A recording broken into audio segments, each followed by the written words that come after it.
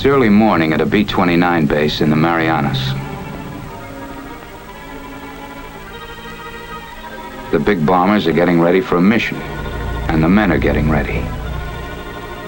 In the essentials, the briefing differs little from others. There's a target that will be bombed.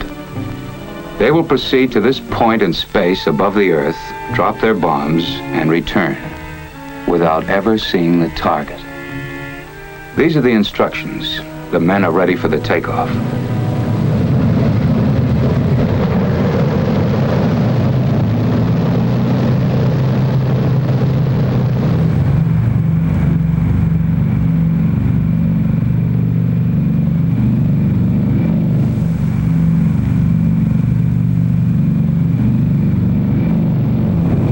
"6 hours aloft. The huge armada of superforts has spanned over 1,000 miles of trackless waters. The weather bears out the forecast. Clouds, heavy overcast, all the way to the target.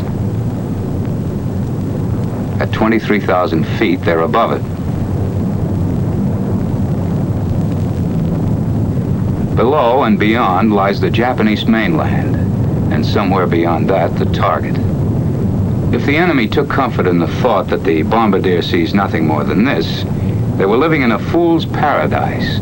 For at a calculated instant, tons of high explosives, and yes, even the atomic bomb, would be sent away to the target, aimed by the miracle of radar. Before you now is the radar scope, a small circular screen giving X-ray-like vision to the mysterious 11th member of the crew, the radar operator. Until recently, we've known little of what he does, and even less about the instruments he uses. Basically, radar equipment consists of a radio transmitter and receiver. The transmitter sends a radio beam earthward. If it strikes water, the beam is not reflected. The receiver picks up nothing, and the scope appears dark, as it is now over the Pacific Ocean. But if the beam strikes a solid object, such as land, it's reflected and shows light on the scope. Watch. Something's coming in now at the upper left. Adjusting the receiver control sharpens the picture. There they are. 2 islands, both with mountains on them. That should make them easy to identify. According to the charts, only 2 islands of this shape and contour lie off the southern coast of Honshu. The little one, Kojima, the other, Hachijojima. 2 tiny dots on the face of the globe point the way for a cargo of destruction.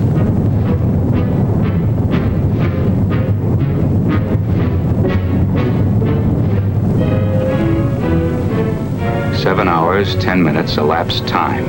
Almost a full day's work for most, but to the crews, a mission less than half sweated out. The picture on the scope warns of entry to the critical zone. The return shows a large landmass, Japanese coast, over 100 miles of it. You see that bright spot at the top of the peninsula? Not exactly the picture in travel folders, but that's beautiful Fujiyama. Mount Fuji, nature's wonder, the tourist delight. Now a beacon inviting disaster, a reference point for final calculations." Bombardier, this is radar operator, over.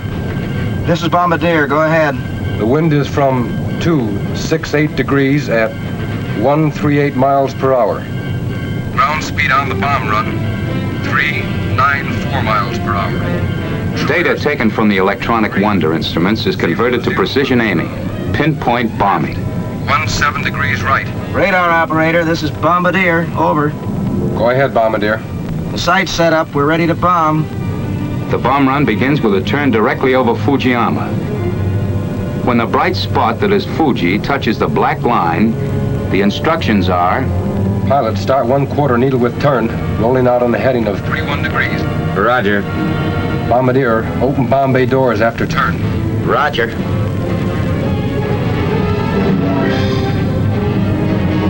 The moment for decision has arrived.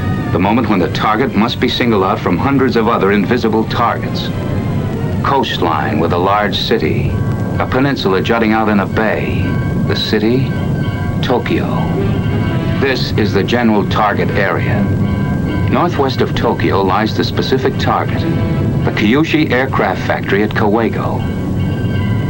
A flick of the switch isolates the target image. And here it is, one tiny speck of light, the focal point for hundreds of giant bombers, for 1,000 tons of bombs. Pilot, correct 9 degrees right. Roger. Ready on 70 degrees. Ready? Mark.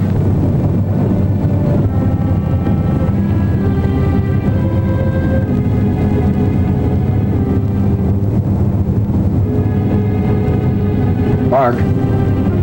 At the split second before the bombs are released, the radar operator sees this. Bombs away.